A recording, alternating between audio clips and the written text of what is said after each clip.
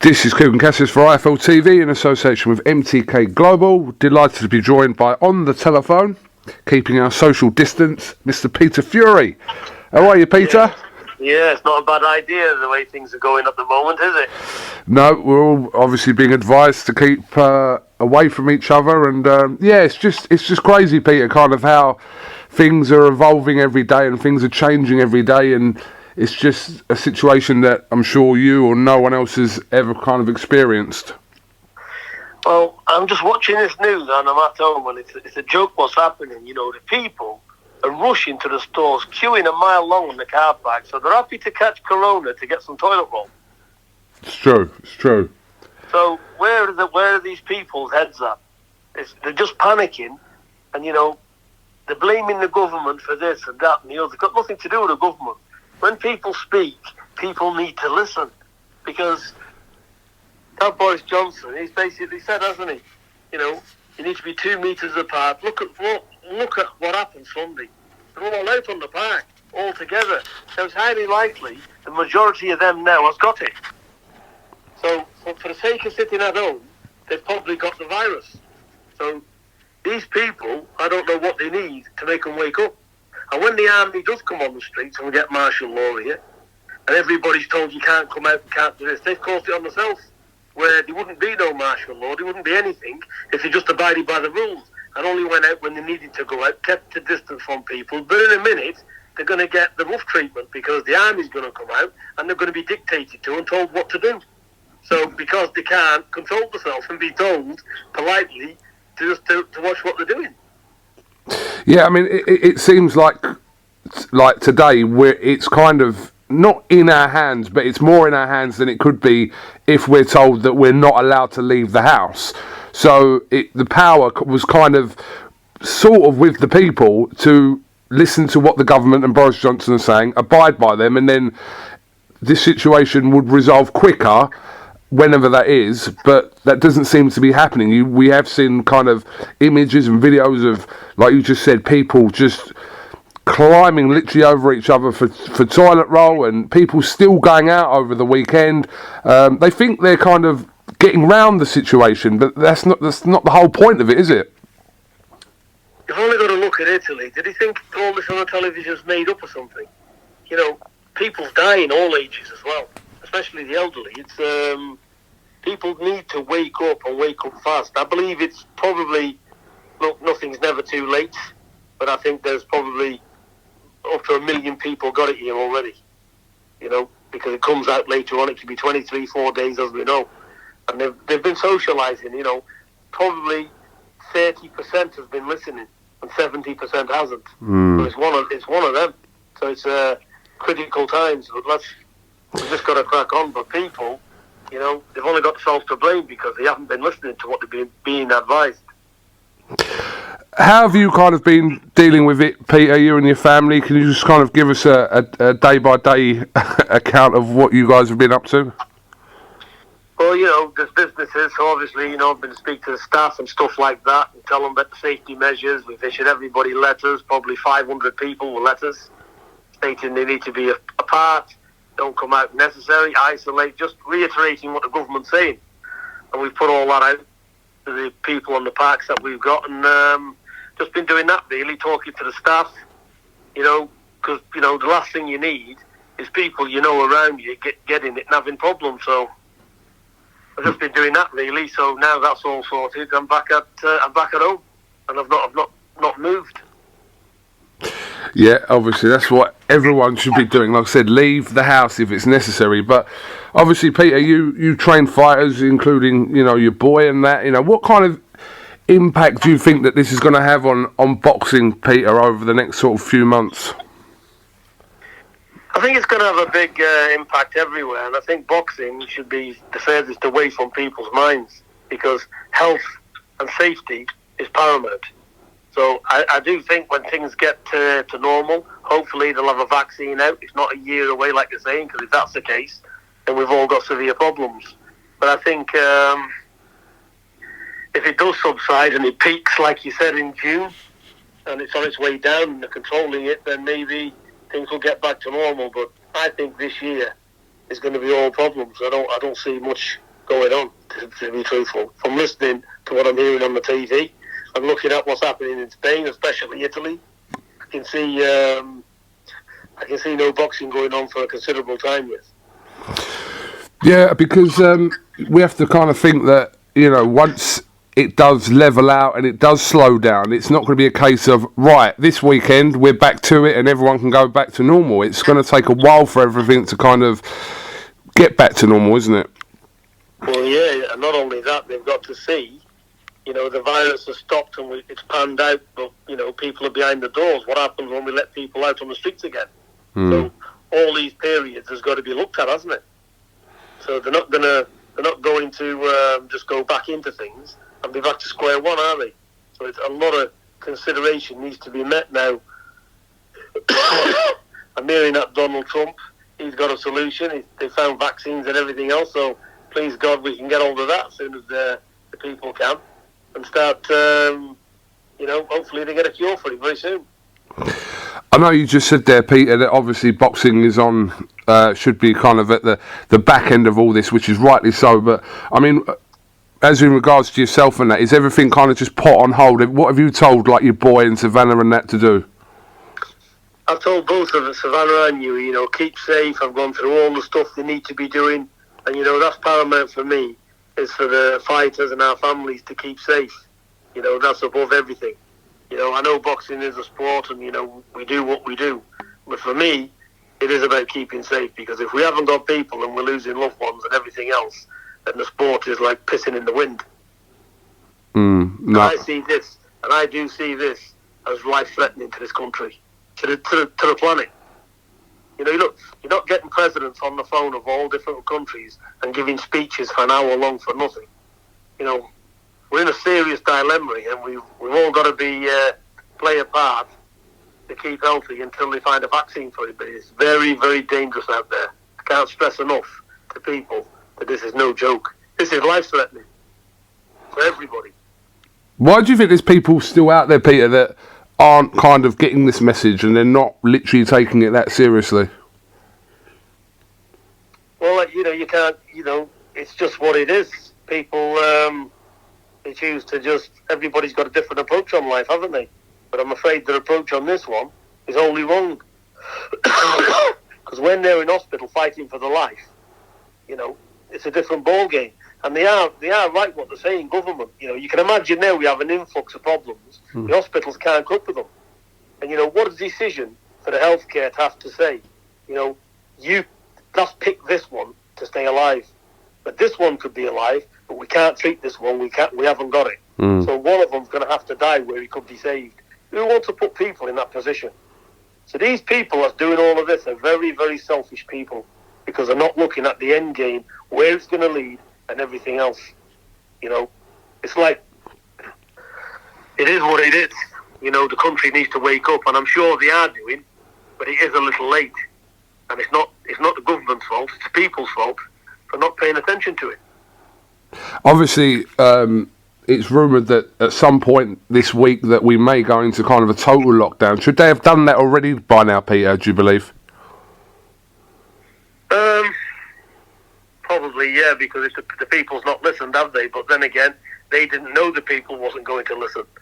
They tried to do it as diplomatically as they possibly could, but that's not working, is it? As clearly as when you look at Mother's Day. I was even shocked to see that myself. A month ago now, I sent my missus to Costco. I said, listen, you see this? And when it first come out, actually, a few months ago, is it now, in China, where they built 2 hospitals in 11 days. And I said to my missus, I said, you know what? This is going to be an headache. So about a week or 2 later, I sent her to Costco, got a big shop, started stocking up, and I've been distancing ever since then. I put gloves on when I go to the petrol station, keep away, I've got a mask, everything else. Because not only do I not want to catch it myself, I don't want to pass it to other people either. No, of course. But I only went yesterday to the petrol station to put some fuel in. And I'm watching there, and everybody's getting out of the car, going to the pump. They've got no gloves on. They're touching the garage doors and everything. They're paying over the thing with the card. There's no... and, we've all been told, haven't we? You can pick it up off services just as easily us from human beings as well. Yeah, absolutely. Surfaces, we've seen kind of, listen, I don't know how accurate they are, but we've seen stats on how long the coronavirus kind of lasts on different materials like steel and cardboard, etc. And I mean, like I said, we don't know enough about it to make a call to say, I don't believe that or not. I just think we should all be cautious in this situation. But it's not just here, KUGAN. It's in Australia as well, Bondi Beach. You see what it was doing there? I've seen bits of that, yeah. Yeah, it's ridiculous. If somebody tells me there's a virus out there, it's airborne, and it can wipe you out, I am going to listen to it. Of course. Because anybody with a rational half a brain in his head is going to listen to that. And I can't understand why the public don't think it's not in England yet, let's have a mad rush before we go on lockdown. I don't know what they're thinking, but that mad rush to go on lockdown and getting all this done before they get locked down, I'd rather be locked down than go out and enjoy myself and then get a virus I can't recover from. Absolutely. Absolutely. It is dangerous, but it's concerning for everybody. And look, it's not just this country, it's everywhere, but I do think it has been left too late. I think it's spread, and I think everybody now has just got to hope for the best, keep indoors, and do what the Prime Minister is telling people. There's enough on the news there telling people what to do. They all need to abide by it. Because who wants to see people dying? Nobody. Okay, well, like I said, this is an ever-changing situation every day, Yeah. So we don't know what tomorrow's going to bring or the next day. So you're right, we have to hope for the best and kind of just simply follow guidelines, what we've been told. It's not rocket science with this, is it, really? But you would think it is. KUGAN, we are in a war. This is World War III, isn't it? Let's be honest. It's worse, isn't it? Because, the soldiers come in or whatever. You can deal with that because we've got soldiers to fight with. At the end of the day, how can you deal with this? This is whether it's a biological thing going on. We don't know what's going on and what's caused it. That's an open thing as well. I'm not going to be a conspiracy theorist, but at the end of the day, whatever's meant to be is going to be here. But it's a severe problem. And it's like Trump said, we are at war here.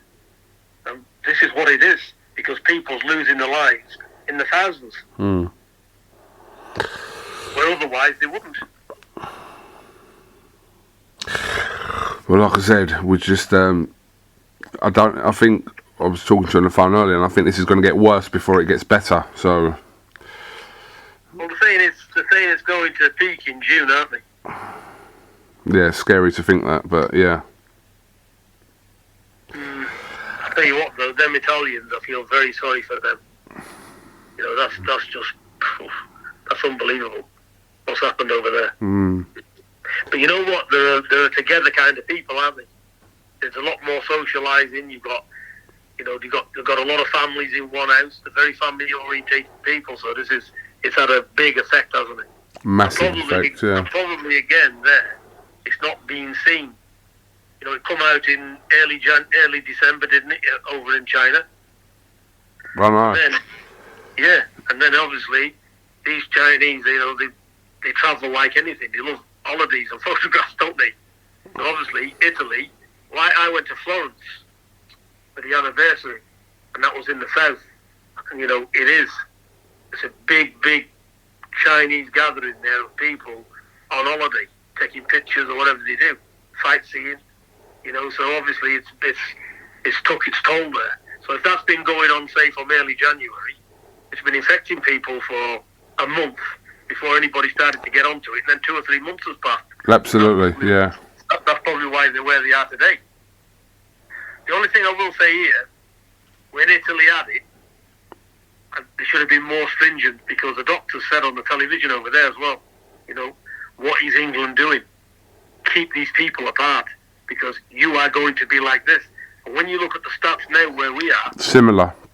In the time period, yeah. At the same time period, we've got more. So, what does it tell you? Please God, that I listen. I'd love to be wrong, but I just want to warn everybody what I think.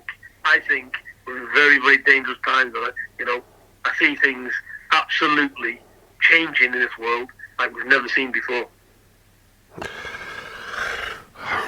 Okay, well, Peter, I will let you get on with your self-isolating, so I hope you and your family are keeping well in these times, and yeah, have you got anything else you'd like to add, Peter? Is there anything we can do on a brighter note? I don't think so. It's hard to talk about anything. Like it's difficult. Like even obviously, Peter, you're in boxing, and you know it's difficult for even fighters to be even thinking about anything other than what's going on. It's madness. I do think with the boxing, on a positive note, that you know this year if they've got to rest it out and sit it out, it's not going to do anybody any harm. I think the fighters, you know, they just got to, you know, be prepared and be ready. I'm sure they'll look after themselves, and the main thing is to stay safe. But once this is over with, I think everything will just bounce back, and everybody will just be as strong as ever with it. It's just a crisis at the moment, financially, and obviously well-being as well. Yeah, absolutely. But like I said, it will at some stage pass. We just hope that sooner rather than later. Well, with this distancing thing and this people not going out so much and everybody staying apart, it should stem the flow. The only thing it's not going to do is stem the flow. How many's got it now? Do you see what I mean? Absolutely, yeah. But at least it's better than keep on spreading it, isn't it? Yep, you're right. What are you doing, KUGAN? What's your nothing. I'm pretty much kind of going to be doing stuff at home, phone interviews like I am with you now. Yeah, and just kind of everything, like you said, comes kind of secondary. So I'm just kind of doing it to keep myself entertained at home. But you know, while this is all going on, so it's not a lot we're being asked to. We're just being asked to stay at home. We're not being asked to go and fight a war or anything. We're asked to be staying at home. So, you know, if me and you can do it, I'm sure everyone else can do it as well. Yeah, everybody needs to do it, but look, let's put it this way. I think the best recipe everybody can have is start praying. And then, you know, the rest of it, let's just see what happens, because there's no certainty anymore with anything now with this going around, is there? No, absolutely not. You don't know where you stand. There's no future. You can't plan anything. So live for today. Enjoy your families. And if you're not with God, get with God and start praying, because maybe could be something in that as well. So, like I said, for me, I hope everybody's going to be okay and come out of this. And please God, everybody come through this. Peter Fury, thank you very much for giving us your time tonight on a Monday evening. And we'll definitely catch up with you again soon, alright? No problem. Keep safe, my friend, okay? You too. And you. Thank you, Peter.